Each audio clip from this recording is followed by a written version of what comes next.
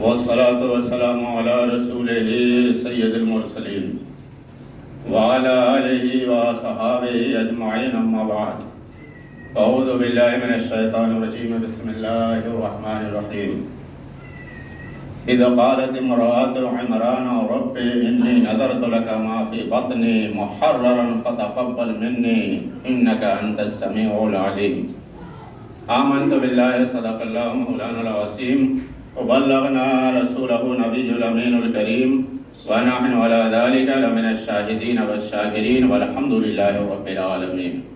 بارگاہ رسالت امام میں ہدیۃ الرشدی اللہم صلی علی سیدنا وعلی آل سیدنا مولانا محمد بارک وسلم صلاۃ و سلام علیک یا رسول اللہ صلی اللہ تعالی علیہ وسلم۔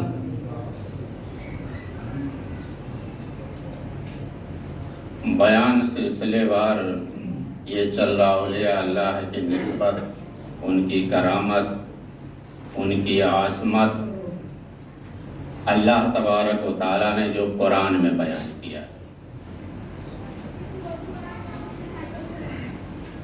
اور مہینے کے اعتبار سے بھی یہ دسمبر کا مہینہ ہے، جس میں حضرت عیسیٰ علیہ السلام کی پیدائش ہے، اور عیسیٰ علیہ السلام سے ہمارا ایک خاص تعلق ہے۔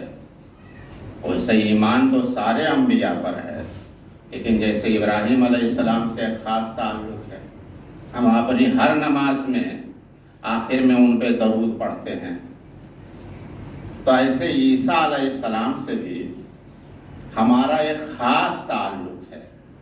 وہ تعلق یہ ہے، آخری وقت میں عیسیٰ علیہ السلام آئیں گے، ہماری رہنمائی فرمائیں گے، یہ تعلق ان کا ہے۔ اور اللہ نے اپنے مقدس کلام میں کثرت سے عیسیٰ علیہ السلام کا تذکرہ، ان کی ماں کا تذکرہ اور ان کے پورے نسب کا تذکرہ کیا۔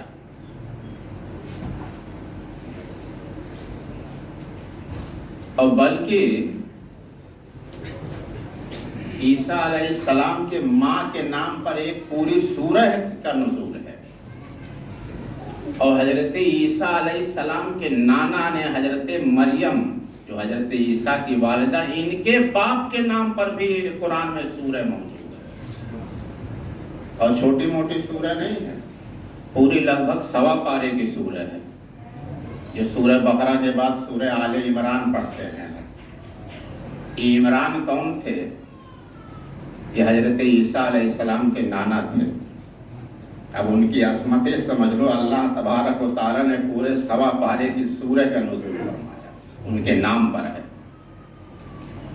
ویسے پوری تاریخ انسانی میں 2 عمران گزرے ہیں، ایک موسیٰ علیہ السلام کے والد کا نام بھی عمران تھا، اور حضرت عیسیٰ علیہ السلام کے نانا کا نام بھی عمران ہے، دونوں الگ الگ ہیں، اور دونوں کے زمانوں کے بیچ میں لگ بھگ 1800 سال کا فاصلہ ہے۔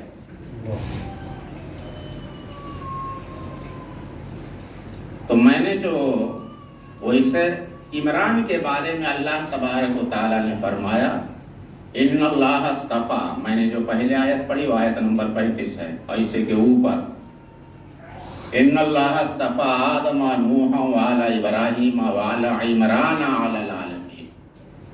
اللہ تبارک و تعالیٰ نے چن لیا ہے آدم کو، نوح کو، ابراہیم کو، ان کی آل اولاد کو، اور آل عمران کی آل اولاد کو، آل عمران کو چن لیا، سلیکٹ کیا اللہ نے۔ تو میں نے جو آیت پڑھی، حضرت عمران کو اولاد نہیں تھی کوئی، جوانی گزر چکی تھی، بڑھاپا آیا، تو وہ بڑھاپے میں امید سے ہو گئی ان کی اہلیہ، تو اس کا تذکرہ اللہ نے فرمایا اذ قالت امرأة عمران رب انی نذرت لك ما في بطني محررا فتقبل مني انك انت السمیع العلیم۔ تو عمران کی بیوی اہلیہ نے منت مانی، نظر مانی اے اللہ جو کچھ میرے پیٹ میں ہے میں اس کے لیے نذر مانتی ہوں، اسے میں تیرے دین کی خدمت کے لیے، دین کی تبلیغ کے لیے، دین کی سربلندی کے لیے اسے وقف کر دوں گی، محررن اسے آزاد کر دوں گی، میں اپنا کوئی کام اپنے گھر والوں کا اس سے نہیں لوں گی، اسے میں اللہ کے دین کے لیے وقف کر دوں گی۔ اور تو دلوں کا بھید جانتا ہے، تو سننے والا ہے، میرا ارادہ بھی جانتا ہے، تو دلوں کو بھید جاننے والا ہے۔ جب انہوں نے منت مان لی اور جب ان کے شوہر عمران گھر پہ آئے تو انہوں نے تذکرہ کیا، میں نے اللہ سے منت مان لی ہے کہ میں اسے دین کے کام کے لیے وقف کر دوں گی، بیت المقدس میں دے دوں گی، قبلہ اول کی حفاظت، اس کی خدمت کے لیے۔ تو حضرت عمران نے کہا اگر لڑکی پیدا ہوئی تب منت تو مان لی ہو، اور لڑکی پیدا ہو گئی تب بیت المقدس کی خدمت کے لیے اس وقت لڑکے ہی وقف ہوتے تھے، تو اگر لڑکی پیدا ہو گئی تب کیا کرو گی؟ تو یہ تو میں نے سوچے نہیں تھا۔ تو انہوں نے کہا میری نیت اللہ جاننے والا ہے، اللہ جانتا ہے تو مجھے لڑکا ہی دے گا۔ اور جب دن پورا ہوا فلما وضعتها قالت رب انی وضعتها انثى، لڑکی پیدا ہوئی۔ تو انہوں نے فرمایا اے میرے رب، میں نے تو منت مانی تھی اسے دین کی سربلندی کے لیے، دین کی تبلیغ کے لیے، دین کی راہ میں اسے وقف کر دوں گی، یہ تو لڑکی پیدا ہوئی، اب میری منت کا کیا ہوگا؟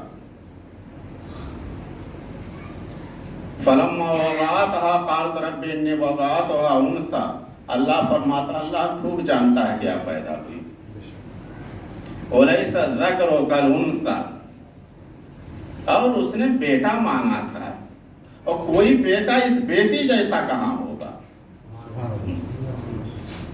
بیٹا مانگا ضرور تھا لیکن جو بیٹی کو یہ کمالات ہیں وہ بیٹا کوئی کہاں ہوگا؟ تو بہرحال انہوں نے منت کو پوری کر، انہوں نے پیدا ہوتے تھوڑے دن بعد جو ہے کپڑے میں لپیٹا اور بیت المقدس کے حوالے کر دیا۔ جو وہاں خدمت گار لوگ تھے وہ بڑے معزز ترین لوگ تھے، وہ انبیاء کی اولاد میں سے تھے جن کے حضرت زکریا علیہ السلام امام تھے، کفالت میں دے دیا۔ میں نے منت مانگی تھی، لڑکا نہیں ہوا، لڑکی ہی ہوئی اللہ کے راہ میں، انہوں نے بہانہ نہیں بنایا، یہ تو لڑکی ہو گئی، بعد میں جب ہوگا تب دیکھیں گے، دے دیا۔ اب یہاں جب کفالت میں آئی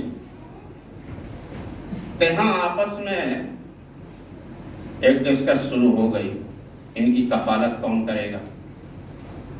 جتنے تھے سب تیار تھے، ہم ان کی کفالت کریں گے۔ وجہ تھی مریم جس خاندان کی تھی وہ خاندان بڑا اعلیٰ تھا، اللہ نے چن لیا ہے، پورے لوگوں میں ہر ایک تیار تھا نہیں ان کی کفالت ہم کریں گے۔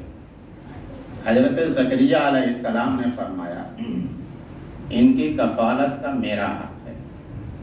وجہ کیا ہے؟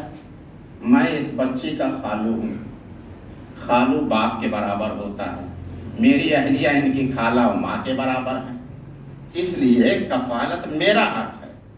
لوگوں نے کہا حضرت آپ کی بات برابر ہے، ٹھیک ہے، دلیل آپ کی مضبوط ہے، لیکن یہ سعادت ہم ایسے نہیں جانے دیں گے، ہم کوشش کریں گے، ہم ایسے نہیں مانیں گے، آپ قرآن اندازی کر لیجئے، ہو سکتا ہے ہمارا نمبر آ جائے، ٹھیک ہے، دلیل آپ کی مضبوط ہے۔ اللہ فرماتا وما كنت لديهم اذ يلقون اقلامهم ايهم يكفل مريم وما كنت لديهم اذ يختصمون، تو انہوں نے پانی میں اپنے قلم ڈالے، قرآن اندازی کا طریقہ تھا، وہ قلم جو وحی الہی دینے والی قلم تھی، حضرت زکریا علیہ السلام پہ جو وحی نازل ہوتی جو لکھتے تھے وہ قلم پانی میں ڈالا، تو حضرت زکریا علیہ السلام کی قلم تیرنے لگی، باقی کی ڈوب گئی، تو بہرحال زکریا علیہ السلام کے کفالت میں اللہ فرماتا انہوں نے لڑکا مانگا تھا، لیکن اس لڑکی جیسا اس لڑکی جیسا کون سا لڑکا ہوگا؟ کہا میں نے ان کی منت کو قبول کیا۔ اب اللہ نے قبول نہیں کیا، کتنی تاکید فرمایا ان کی عظمت کا، فتقبلھا ربھا، اللہ نے قبول کیا، بقبول حسن، اور خوب اچھی طرح قبول کیا۔ قبول کیا، اللہ کا قبول کرنا ہی بہت بڑی بات ہے، اتنی بڑی بات ہے کہ ہم اس کا تصور خیال بھی نہیں کر سکتے۔ کہا اللہ نے قبول کیا، بقبول حسن، اور خوب اچھی طرح قبول کیا، وَأَنبَتَهَا نَبَاتًا حَسَنًا، اور خوب اچھی طرح پروان چڑھایا۔ ہر بچے کی عمر پروان چڑھانا، جوانی کی طرف بڑھنا اللہ کی مرضی میں داخل ہوتا ہے، لیکن ان کے لیے خصوصی طور پہ اللہ نے فرمایا، اللہ نے خوب پروان چڑھایا ہے۔ اور کہا کفلھا زکریا، اور ہم نے زکریا علیہ السلام کی کفالت میں دے دی، کفیل ان کا بنایا زکریا علیہ السلام۔ ایک تو اس خاندان میں تھے جس خاندان کو اللہ نے چن لیا ہے، اور اس کے بعد جب نظر مانی تو اللہ نے کہا انہیں ہم نے قبول کیا، خوب اچھی طرح قبول کیا، اچھی طرح پروان چڑھایا، اور زکریا علیہ السلام کی کفالت میں دی۔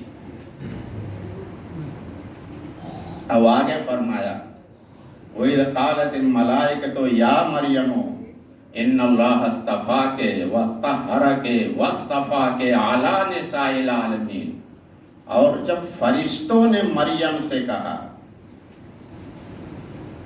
فرشتے سے کلام یہ نبی کی خصوصیت ہے، اور مریم نبی نہیں ہیں، ولیہ ہیں، لیکن ان کی یہ خصوصیت تھی، فرشتے کلام کرتے تھے، بات کرتے تھے ان سے۔ کہا جب فرشتوں نے مریم سے کہا اللہ نے تمہیں چن لیا ہے، ایک تو چنی ہوئی خاندان کی ہیں، اللہ نے قبول کیا، خوب اچھی طرح قبول کیا، خوب پروان چڑھایا، کہ زکریا علیہ السلام کی کفالت میں دیا، پھر فرشتوں نے کلام کیا کہ اے مریم اللہ نے تجھے چن لیا ہے، تجھے خوب پاک کیا، ستھرا کیا، پھر کہا وَاصْطَفَاكِ عَلَىٰ نِسَاءِ الْعَالَمِينَ، اور چن لیا ہے۔ چناؤ بھی اللہ نے دو بار کہا، تجھے چن لیا ہے تمام عالمین کی عورتوں میں سے۔ عالمین کو اگر سمجھنا تو ایسے سمجھ لیں، الحمدللہ رب العالمین، اللہ تمام عالمین کا رب ہے، ماں سوا اللہ جتنا کچھ ہے سب عالمین ہے۔ وَاصْطَفَاكِ عَلَىٰ نِسَاءِ الْعَالَمِينَ، مریم تجھے اللہ نے عالمین کی عورتوں میں سے چن لیا ہے۔ فرشتوں نے کلام کیا، اللہ کا چنا، اور اتنا کچھ ہونے کے بعد اس کے بعد پھر فرشتوں نے کلام کیا، اِذْ قَالَتِ الْمَلَائِكَةُ يَا مَرْيَمُ إِنَّ اللَّهَ يُبَشِّرُكِ، یہ چناؤ اتنا کیوں ہوا؟ اتنا چناؤ، اللہ نبی کی کفالت، اللہ کی قبولیت، اتنا اللہ نے پاک کیا، یہ ہوا کس لیے؟ تو فرشتوں نے کہا، پھر کلام کیا، اِذْ قَالَتِ الْمَلَائِكَةُ يَا مَرْيَمُ إِنَّ اللَّهَ يُبَشِّرُكِ بِكَلِمَةٍ مِّنْهُ اسْمُهُ الْمَسِيحُ عِيسَى ابْنُ مَرْيَمَ وَجِيهًا فِي الدُّنْيَا وَالْآخِرَةِ وَمِنَ الْمُقَرَّبِينَ۔ جب فرشتوں نے مریم سے کہا، یہ مریم اللہ تبارک و تعالیٰ تمہیں خوشخبری دیتا ہے ایک ایسے بیٹے کی جس کا نام عیسیٰ مسیح ابن مریم ہوگا، بڑا وجیح ہوگا، دنیا و آخرت میں اللہ کا مقرب، اللہ کے مقربین میں سے ہوگا۔ تو حضرت مریم نے کہا، قال رب ان يكون لي ولد ولم يمسسني بشر، میرے کیسے بیٹا ہوگا؟ میرا تو نکاح ہی نہیں ہوا، مجھے تو کسی مرد نے ہاتھ ہی نہیں لگایا ہے، تو مجھے کیسے بیٹا ہوگا؟ تو فرشتوں نے کہا اسے ہوگا، اللہ اسے چاہتا ہے۔ اب اللہ کے لیے مشکل نہیں ہے، اللہ جسے چاہتا ہو جاتا ہے، بس اللہ یہ کہتا کن ہو جا تو فیکن ہو جاتا ہے، کہا اسے ہوگا۔ تب مریم کچھ پریشان ہوئی، نکاح نہیں ہوا ہے، اتنے اعلیٰ خاندان سے ہیں اور مسجد میں پروان چڑھی ہیں بیت المقدس میں، اور یہ معاملہ ہوا تو پھر لوگوں کے سوال جواب کا کیا ہوگا؟ تو اللہ نے فرمایا ارے مریم کاہے کو پریشان ہوتی ہے، جانتے ہو بیٹا کون سا ہوگا؟ وَيُكَلِّمُ النَّاسَ فِي الْمَهْدِ وَكَهْلًا، وہ بیٹا ایسا ہوگا جو مہد میں بھی گفتگو کرے گا، بڑھاپے میں بھی گفتگو کرے گا، یعنی بچپنے میں بھی وہ گفتگو لوگوں سے کرے گا، بڑھاپے میں بھی کرے گا۔ بچپنے میں تو سمجھ میں آیا، حضرت عیسیٰ علیہ السلام نے چند گھنٹے کی عمر میں لوگوں سے کلام کیا اور بڑی اچھے طریقے سے کیا، لیکن بڑھاپے میں عیسیٰ علیہ السلام کی ابھی وفات نہیں ہوئی، کتنے سال ہوئے؟ ارے 2020 سال ہو گئے، یہی سن عیسوی انہی کے نام سے منسوب، یہ زندہ آسمان پہ اٹھا لیے گئے اور یہ آئیں گے ایک بار، پھر آخری وقت میں آئیں گے ہماری رہنمائی کے لیے، رہبری کے لیے۔ تب ظاہر بات ہے ان کی عمر کتنی ہوگی، عمر کتنی بھی ہو لیکن عمر کے اثرات ان پہ ظاہر طاری نہیں ہوں گے، تو بڑھاپے میں بھی گفتگو کریں گے، عمر کتنی بھی ہو عمر کے اثرات ان پہ ظاہر نہیں ہوں گے۔ وہی کا خوشخبری دیا اللہ نے، مریم پریشان نہ ہو، بیٹا کیسا ہوگا یہ تو سوچ۔ وَيُكَلِّمُ النَّاسَ فِي الْمَهْدِ وَكَهْلًا، لوگوں سے کلام کرے گا بچپنے میں، مہد میں جب گہوارے میں جھولتا ہوگا اس وقت بھی لوگوں سے کلام کرے گا، اور بڑھاپے میں بھی۔ وَيُعَلِّمُهُ الْكِتَابَ وَالْحِكْمَةَ وَالتَّوْرَاةَ وَالْإِنْجِيلَ، اور اللہ اسے حکمت سکھائے گا، کتاب کی، تورات کی، انجیل کی، یعنی اس کے پہلے کا جو مذہب ہے اس کا بھی وہ اسکالر ہوگا، اپنے مذہب کا بھی رہبر ہوگا، اور آنے والا جو آخری مذہب ہے اس کا بھی وہ عالم ہوگا۔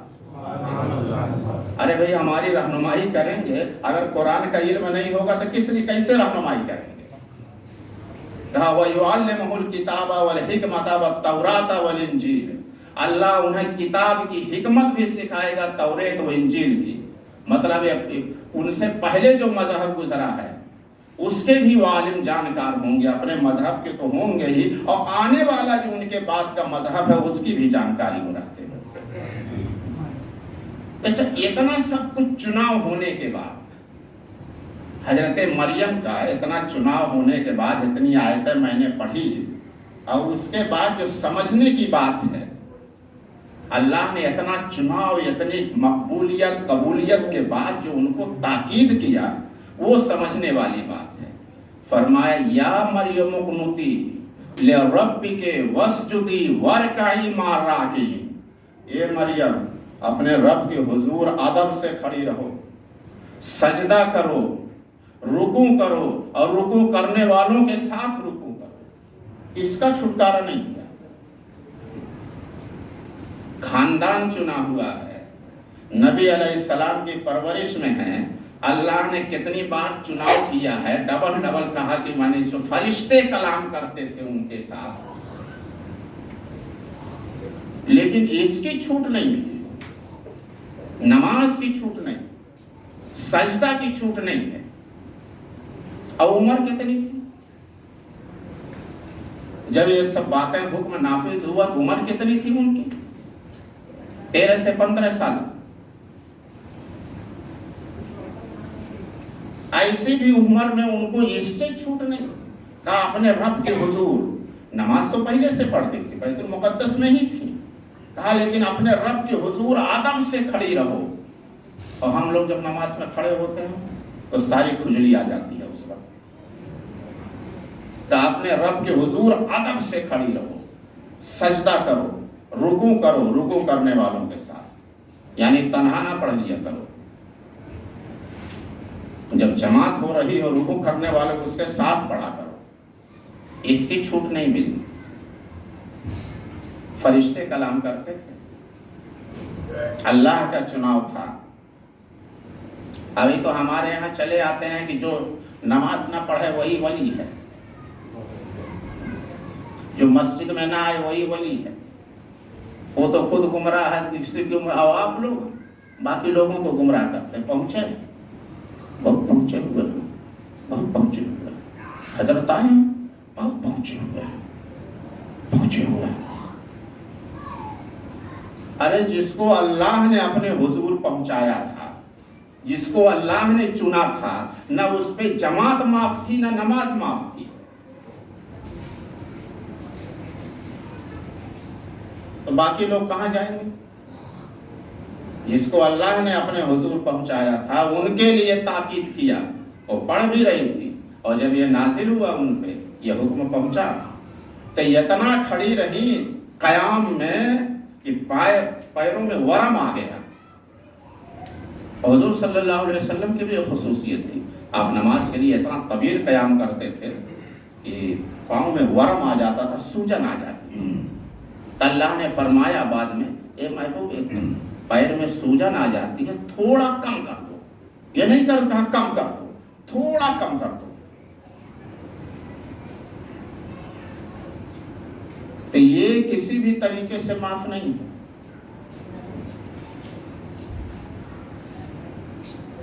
اور ایک ٹیچر نے بچوں سے ایک سوال کیا اور بچے کسی کو بھی نپٹا دیتے ہیں، اس نے جتنے بے نمازی تھے 3 بچوں نے سب کو نپٹا۔ ان بچوں کے منہ لگنا بھی نہیں چاہیے، لگنا بھی نہیں، یہ نپٹا دیتے ہیں۔ ایک تھا اپنے دوست کو لے کر کے آیا، کہا میرا بیٹا ہے یہ 6ٹھی میں 4 بار فیل ہو گیا، اس کو تھوڑا سمجھا۔ تب وہ سمجھا، انہوں نے کہا کہ تو باپ سے کہا تو 6ٹھی میں 6 بار فیل ہوا تھا، وہ تو 4 بار فیل ہوا۔ پیڑ کا پودا پیڑ کے نیچے ہوگا، ارے میں تیرے اپنی جو ہسٹری بیان کرنے کے لیے نہیں لایا، اس کو سمجھا، اس کو تو سمجھا بیٹا دیکھو پڑھائی لکھائی یہی زندگی کا محاصل ہے، پڑھو۔ اور تمہاری عمر میں جب میں تھا نا تو ہائی اسکول پاس کر لیا۔ بچے نے کہا انکل زیادہ گیان نہ بانٹو، پنڈت جواہر لال نہرو جب آپ کی عمر کے تھے بھارت کے پردھان منتری بن چکے تھے۔ تو ٹیچر نے بچوں سے سوال کیا، بچوں یہ بتاؤ نماز کون لوگ نہیں پڑھتے؟ ایک سوال کیا، یہ بتاؤ نماز کون لوگ نہیں پڑھتے؟ ایک کونے سے ایک چھوٹا سا بچہ کھڑا ہوا، کہا سر جو لوگ مر گئے وہ لوگ نماز نہیں پڑھتے۔ دوسرے کونے سے سر ایک بچہ کھڑا ہوا، سر جو لوگ کافر ہیں وہ لوگ نماز نہیں پڑھتے۔ ایک تیسرا کھڑا ہوا، کہا سر جن کو نماز نہیں آتی وہ نماز نہیں پڑھتے۔ اب استاد سوچنے لگے میں کس کیٹیگری میں ہوں؟ اب آپ لوگ سوچ لیجیے آپ کس کیٹیگری میں؟ مر گئے ہیں، کافر ہو گئے ہیں، یا نماز نہیں آتی؟ اگر نہیں آتی ہے تو یہی دین کا ستون ہے، یہی اصل دین ہے۔ اگر نہیں آتی تو یہی اصل دین ہے، یہی دین کا ستون ہے۔ تو آپ لوگ سوچ لیجیے آپ کس کیٹیگری میں ہیں؟ مر گئے ہیں، یا کافر ہو گئے ہیں، یا نماز نہیں آتی ہے؟ یہ آپ لوگ سوچ کر کے بتائیے۔ وآخر دعوانا الحمدللہ رب العالمین۔ جن لوگوں نے سنتیں نہ پڑھی ہوں ادا کر